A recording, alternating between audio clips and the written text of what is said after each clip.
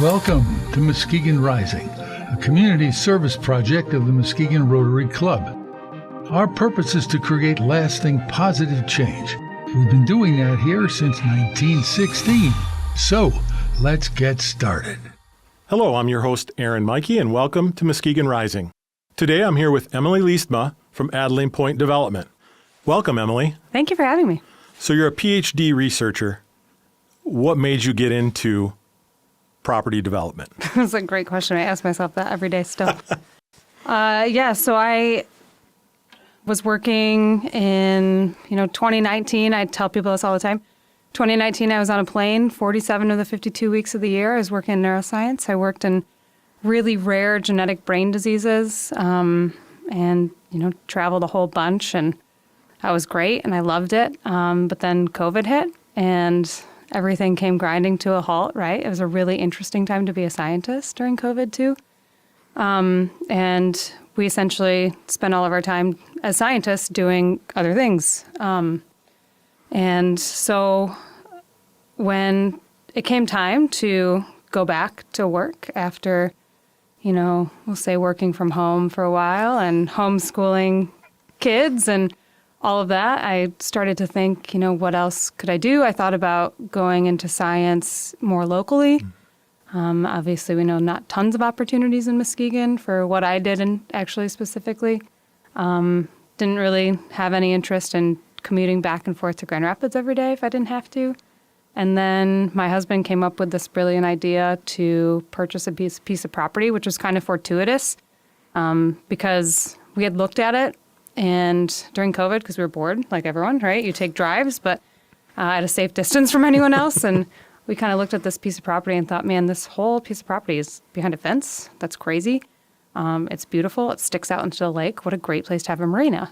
But we thought, man, Muskegon, maybe not ready for a development of that size. It's 30 to 35 acres. It's big, whatever. And then just a couple weeks later, someone asked us, hey, are you interested in buying a piece of property in Muskegon? And it was that piece of property, so we thought it was kind of a sign. And so we did it. And when I looked at Ryan, Ryan said there needs to be some, cool stuff that needs to go on this piece of property. I agreed.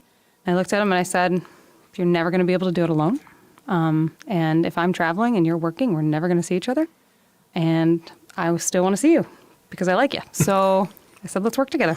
And that was it. And that's what happened. Yeah, that's what happened. The story. So would you ever thought that you're one of the 200 most influential people in West Michigan? No, it's weird. I still don't think of myself that way. I can think of at least 200 people that are way more influential than I am. But, 200 people that have influenced me and my career trajectory that I would put in front of me.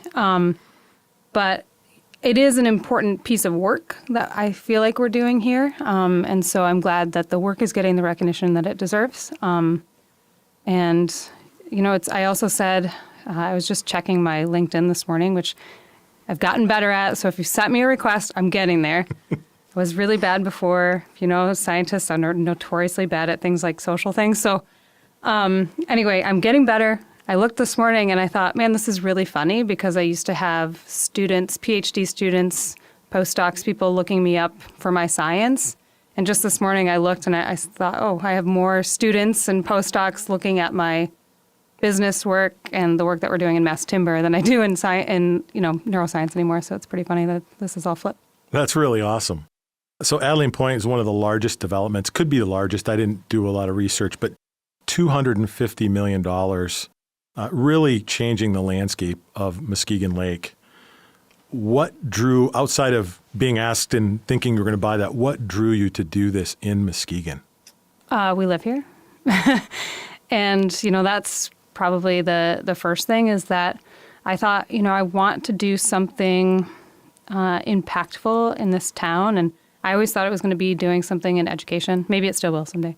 I'd love to work myself out of a job doing what I'm doing now. But when this opportunity came along, we really saw what development could be in Muskegon. Because we live here, there are certain things that I think are important. And I've done a lot of listening over the past few years because we've only been here for, Ryan's been coming up here for 35 years now. But I'm a transplant. When we got married, I moved up here full time. So I've also done a lot of listening to Muskegon residents and trying to incorporate as much of what people in Muskegon think is important as possible. But we just looked at it and thought, Muskegon is such a great town. When I first came up here, actually, I fell in love with it because of the farmers market. That was my first time. The farmers market, the woods, and the water, right? Those are my three things. And I thought, man, what a great town. But, development needs to occur in Muskegon to help it to grow. When I came from Grand Rapids, Muskegon didn't always have the best reputation. And when I got up here, I thought, man, so much is wrong about the perception of Muskegon. So I think also it helps to change the perception of this town in the area. And so all of those things, we thought were important. It's important for Muskegon to grow. It's important to change the perception and, not to become the rest of West Michigan, because I understand and love that Muskegon is distinctly different from the rest of West Michigan, but to do something distinctly different to help Muskegon grow is really what we wanted to do. I love to hear that because my in-laws are from Grand Rapids area as well, and their perception of what Muskegon is or was is two different things. And so we bring them into town and take them out to dinner. Just they're blown away by what's going on and what it really is all about here in Muskegon. And we've got to take those misconceptions one at a time, but still remain with that Muskegon identity. So thank you so much for doing all the work that you're doing. So what's the history of Adelaide Point, and what are some of the challenges that the history on that site creates for your development? It was used for prosperity for many generations, which is kind of cool that we're, bringing it into a new generation of prosperity. It started out as a lumber crib for, a lot of our timber from this West Michigan area actually went to Chicago to help rebuild Chicago after the fire. And that was a real wave of prosperity for Muskegon a long, long time ago. And actually we were able to recover, not we, but we were able to purchase some recovered logs from near our site that were, from that era, which is really cool. We're using that for all the furniture for Muskegon Brewing Company, which I'll get into later. But anyway, that was really the first era of prosperity in Muskegon and on our site specifically. And then, of course, that went away. And then came industry, right? And on that site was built a foundry, a steel foundry. Actually, one of the buildings was also used to make scatter bombs for the Vietnam War. So there was a lot of metal and things like that were found around there. But then, after that industry left, it was mostly vacant, not completely, but those buildings were mostly vacant for a long, long time. In fact, when we went up to the office for the first time, the office that was on site after purchasing it, there were still papers on desks from 20, 25 years ago. You pick them up and you can see the desk has been sun bleached and, the paper's been there for so long. So that building those buildings really sat vacant for a long time. And so the first challenge was just cleaning up the site, right? And cleaning up the buildings. So in order to stabilize the property, we had to increase commerce on that site because that property had been mostly vacant. So we used it just as a storage facility. Still doing that now, right? Storing boats. So we stabilized that business and grew it. But in order to do that, we needed to clean out those buildings. And that was a big undertaking. 2021 was a big cleanup year. Inside the buildings and out. Outside the buildings, there was, of course, a fence along the entire property. The first thing we did was tore that fence down, but then now it's unsafe for people because there was so much slag and things like that that were inside the property, overgrown with weeds and things like that. So 2021 was also about cleaning up the actual property that was outside of the buildings as well. Again, a huge undertaking, right? We cleaned up the peninsulas. There was all sorts of stuff we found on those peninsulas. None of it good. And that was basically all of 2021. And then came analyzing the, environmental challenges, aside from just the gross cleanup of cleaning up, metal, debris, all the everything else that we found on. in there. Luckily, nothing too bad. But Anyway, after cleaning all that up, we had to then test soils, things like that, and make sure the site was actually safe for development. That's something that, as a scientist, I take very seriously.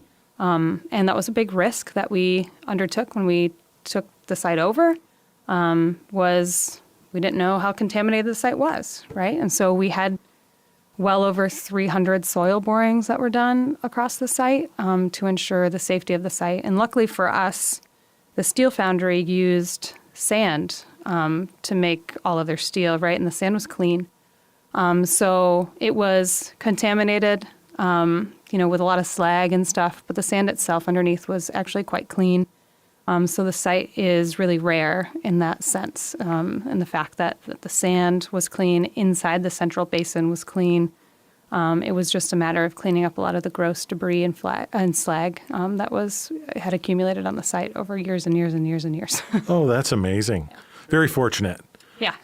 So on to the future. Your mass timber you're using to build these new townhomes, condominiums. Yeah. Talk to us about what mass timber is. How did you come up with the design?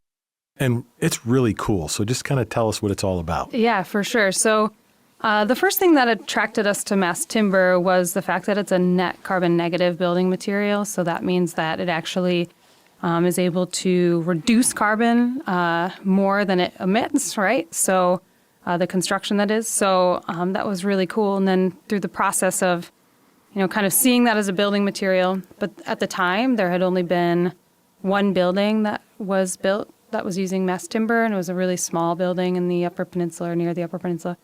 And then the other building was in development, and that was the Michigan State. Their STEM facility is now a mass timber building.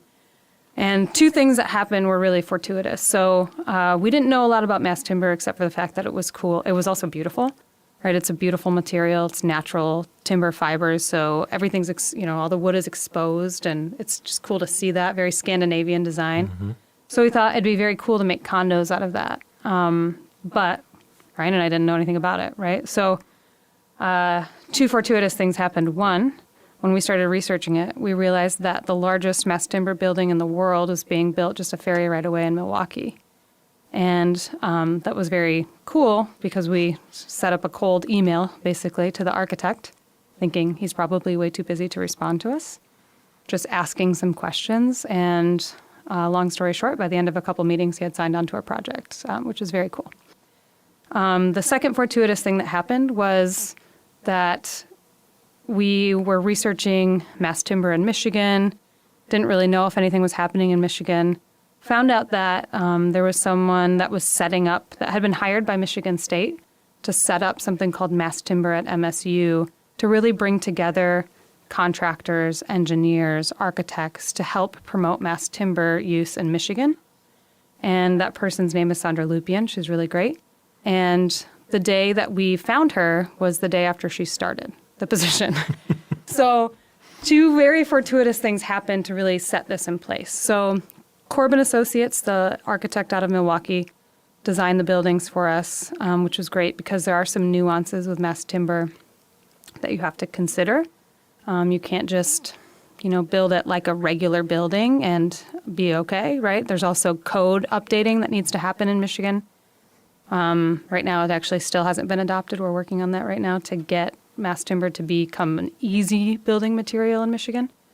All of that, so Corb helped us navigate all of that, and Sandra helped us put in place all of our contractors and things like that. She's just been a great resource for all of those things. She's also helping update codes. But basically what mass timber is it's a completely vertically integrated building material. And what that means is the companies that have the mass timber, they farm the timber from sustainable forests, meaning they replant as they go. And then they take that timber and the architect and engineers work together to build the building in a CAD program before the building actually gets constructed on site. So that building is basically all put together in the software program. And then these mass timber companies are able to cut holes and basically CNC this, all of these different pieces together on site, which greatly reduces the amount of waste, right? So instead of plumbers coming in and drilling holes, and then electricians coming in and drilling holes. We have that all pre-planned, and all of those holes are drilled before they get on site. So that reduces waste, and then importantly, it greatly reduces the amount of time that it takes to build the building.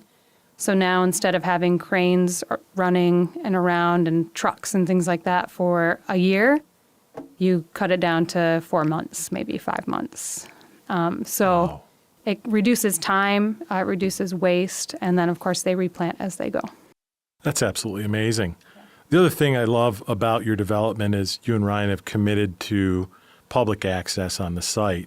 And you brought up the history of Muskegon with lumber and factories, and there has been extremely limited access to the public to Muskegon Lake for centuries, right? So what does that look like and how will it work? And of course, thank you for that dedication to public access. It's more complicated than we originally thought, we'll say. But we found it to be really important. And so we haven't gone, reduced our commitment at all. We've just figured out ways to do it. But it hasn't been an easy road to get public access. And there's a reason why private developers typically don't do it, which we learned later. It's also a reason why there hasn't been a marina permitted in 30 years in Michigan, which we learned, because it's difficult. It's difficult because the two peninsulas that we have currently on our site are, they were both private. They were owned by the previous owner that we purchased it from. People had been going out onto that site for years because those peninsulas were open while the rest of the property was fenced off. But of course, we purchased those, right? So we wanted to make sure that access, we could make officially public and dedicate to the public. So we're doing that by increasing. Right now, there's, it was before, when we purchased it, it was overgrown. There was a great restoration project that was done to restore the wetlands and things like that on those peninsulas before, but it unfortunately got destroyed by high water, like in 2013. So what we did was we cleaned up that site, and we learned a ton from Eagle throughout this process, learning how to replant wetlands correctly. And then also we're increasing public access on those peninsulas by putting bike paths. So we're increasing the bike path space on those peninsulas as well. And then for the rest of our site, we've made sure to build away from the water enough to allow the bike path to continue on the waterfront. So the reason we did that is partially selfish, because one of the other things I loved about Muskegon is that bike path. It's pretty amazing. It's very, very cool that we have that, and we wanted to make sure that stayed. So all those buildings are back off the waterfront enough to allow the bike path to continue to meander on our property. So. Very cool. So I'll probably pronounce this word wrong, but all of your buildings are also incorporating biophilic design. Mm-hmm. Yeah. And so talk a little bit about what that is. It's a weird word. It is, right?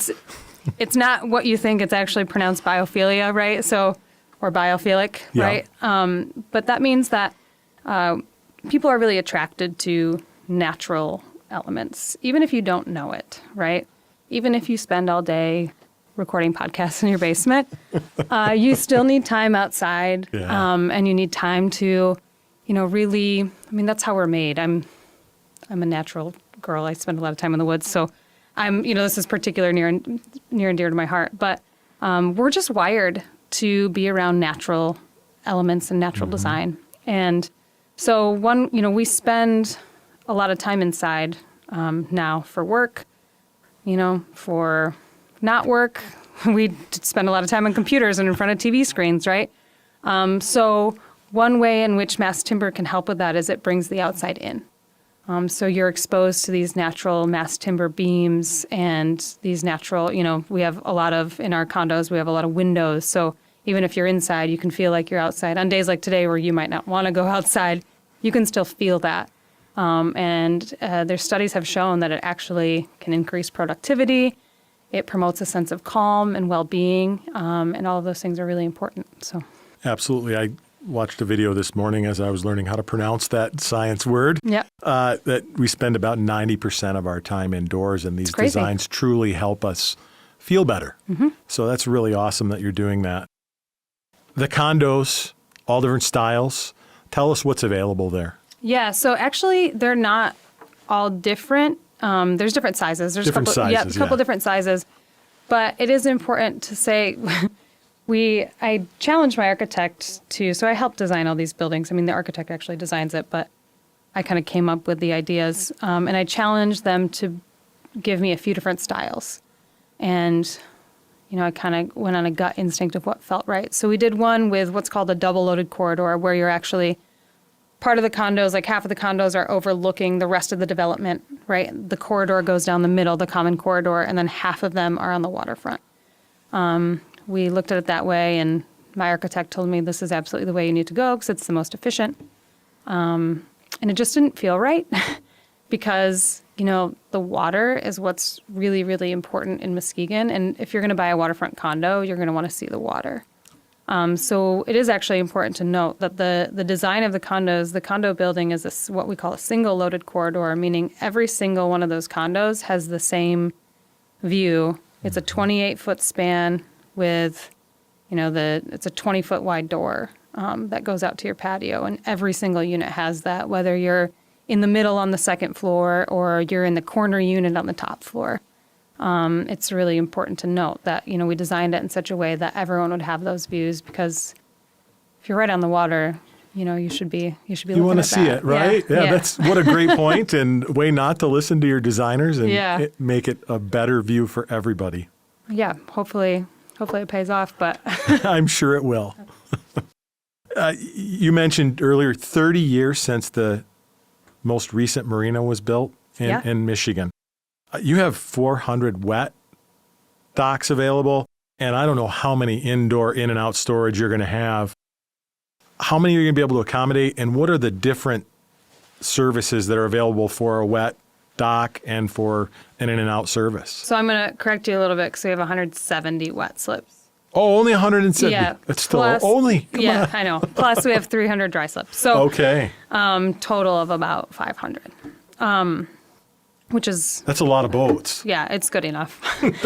Originally, our design was for more, and of course, then we worked with Eagle to make sure that so Eagle's big thing is, avoid, minimize, mitigate, right? Mm-hmm. That's kind of their phrase. So we worked with Eagle. Eagle thought the project was very cool, all of that, but we worked with them to minimize the impacts while still making sure that we had enough slips to be economical, which is really important. So we worked with Eagle to come up with that design, and also I have to give a little shout out to Edgewater Resources, who did a great job working with Eagle to make sure that this happened. They're an award-winning marina design firm. They do a lot of environmental remediation in marinas, things like that. They design marinas with nature in mind. So the way that we designed it is the marina has all soft shorelines. So rather than seeing like that hard metal scaping, right, it's all like wetlands on the outside, which is very cool. I didn't know you could do that, but they helped us design it in such a way where it's,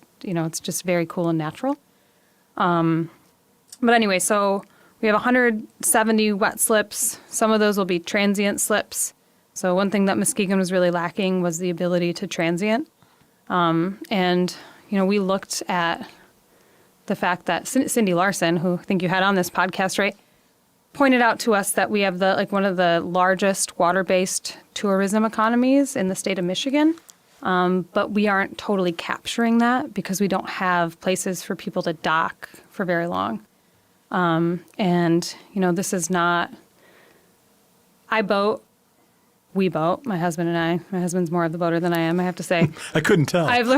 I'm learning a lot more about boating and marinas since, because of this project and since being with my husband. But there's just no place to really transient or go, and boaters like to have destinations. Like if we're with, the kids on a weekend, even just that, right? You don't have to be a weekend. I mean, it's cool that we have weekend transient slips, and Muskegon doesn't have a ton of that.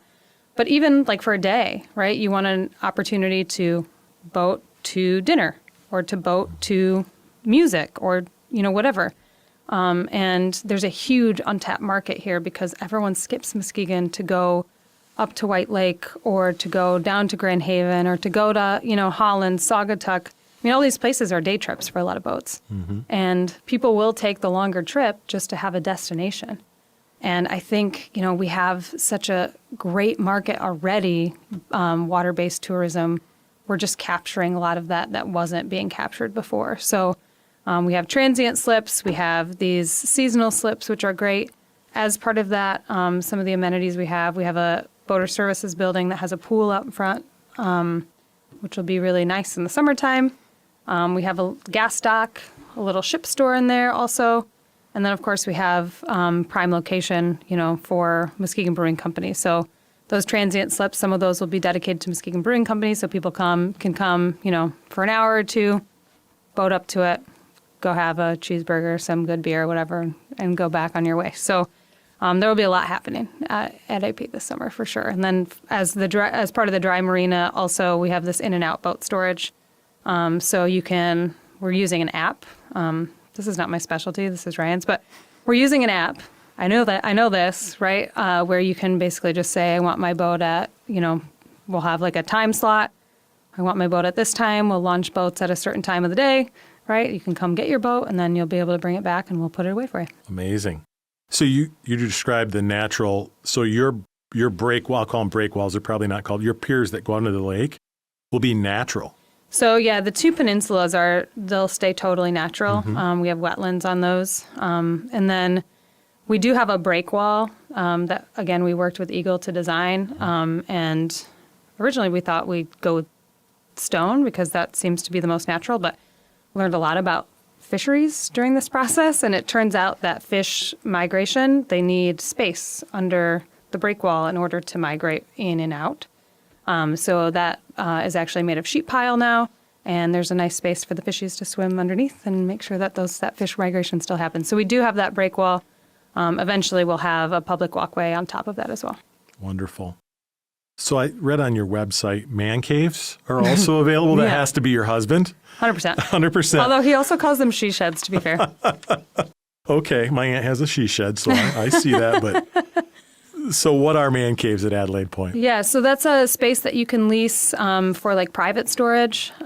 So if you want to work on your boat or something like that, we don't allow you to work on your boat in shared storage, but in private storage, you can work on your boat, you can store your car, you can store your snowmobiles that you'll never use again since we'll never get snow again. Except for today. Yeah, today. You can store whatever you want. I think some people are doing build outs of their space to include like a little bathroom, or there's hookups for water, so you can have a little bar back there, whatever you like. I think someone's making a game room out of theirs. I mean, it's pretty much your space to kind of do whatever what you want do. Within reason. Right. Awesome. So Muskegon has just an exploding food scene. Yeah. Amazing restaurants. People boat here, and you're going to help them with day slips. What restaurants are you planning on Adelaide Point's development? So because I didn't have enough to do, I'm also starting a restaurant at AP called Muskegon Brewing Company. And Muskegon Brewing Company was Coles Foods, actually, was where Muskegon Brewing Company was. In fact, there are remnants of Muskegon Brewing Company still in Coles, which was very cool, back in the 1800s. So, I mean, we're talking years and years, right? Century ago, 2 centuries ago. And I thought that was a really cool piece of history. But I had, I wanted to bring it back, but I had zero desire to brew beer. As a scientist, maybe I should, because it is very scientific, but I just didn't. We have really great brewers here in Pigeon Hill, right? I drink a lot of their beer, so I know.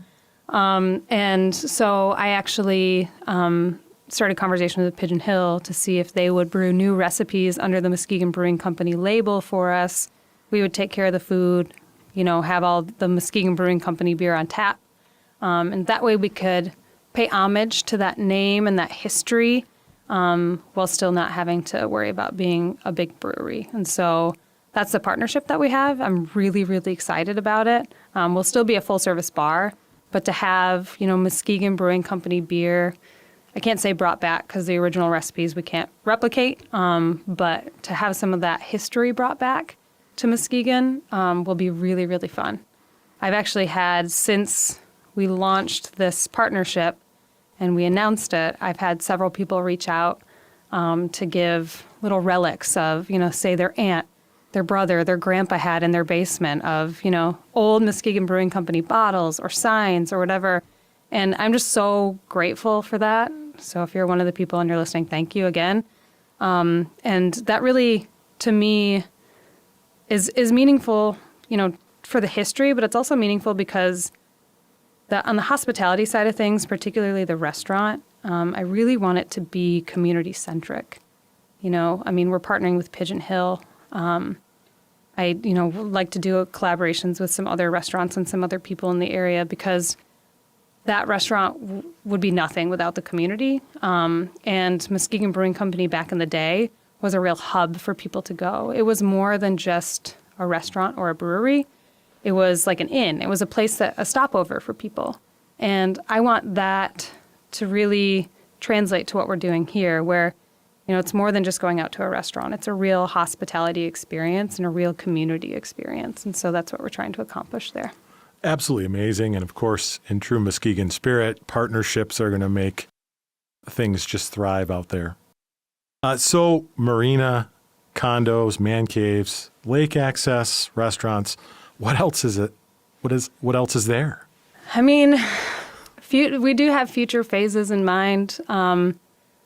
Ryan likes to put the cart before the horse sometimes. Don't tell him I said that if he's not listening. We do potentially have a hotel in mind someday for some of the space. I think it would be really great to have an amenities-based hotel in Muskegon right on the waterfront. How cool would that be?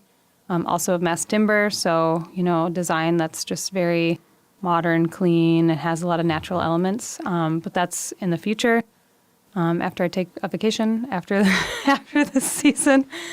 So that's a potential future development. I'm also looking at, one thing that I'm really thinking about for the future is in Muskegon, we have growth that's happening, which is really exciting, and I'm just excited to be like a small part of that.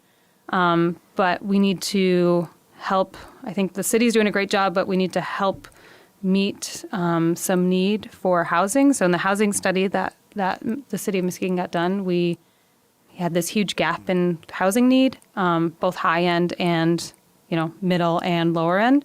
So it's great that we're meeting some of the higher end housing, but where my passion really lies is in, some of this missing middle housing, particularly because I'm a hospitality company, right? And so I have empathy for the fact that my employees need places to live.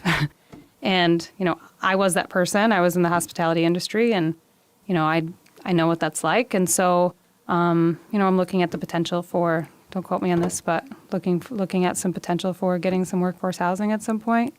There's a whole lot of things that you can do on our site, and it's really exciting. They're just ideas right now until they become realities. But well, you have goals, and if you don't know where you're aiming, you'll never hit it. That's right. So, Emily, thank you for your investment in Muskegon. It's truly obvious that your thumbprint is all over this development. Do you have anything else you want to share with our listeners? I would just say we're really excited to start serving people in June, we keep saying. June. The marina will definitely be open. I think we're targeting a May opening date for that marina, and all of our docks have been powered up now, which is really exciting. I think they just got done with that last week, which is great. The restaurant will happen a little bit after that, which is why the big question mark is June. I can't wait to announce an opening date, but I don't have it yet. And then we have a whole event center, which I haven't even talked about, but we have an event center on top of that where we're booking weddings and things right now. And so that will be open at the same time or right around the time of the restaurant. And we're just really looking forward to serving people in Muskegon this summer and, having lots of tourists, but also bringing a lot of community members down as well. So amazing. Well, Dr. Emily Leestma, neuroscience researcher turned real estate developer. I tell people they can only call me Dr. Restaurant now. Dr. Restaurant. Yeah.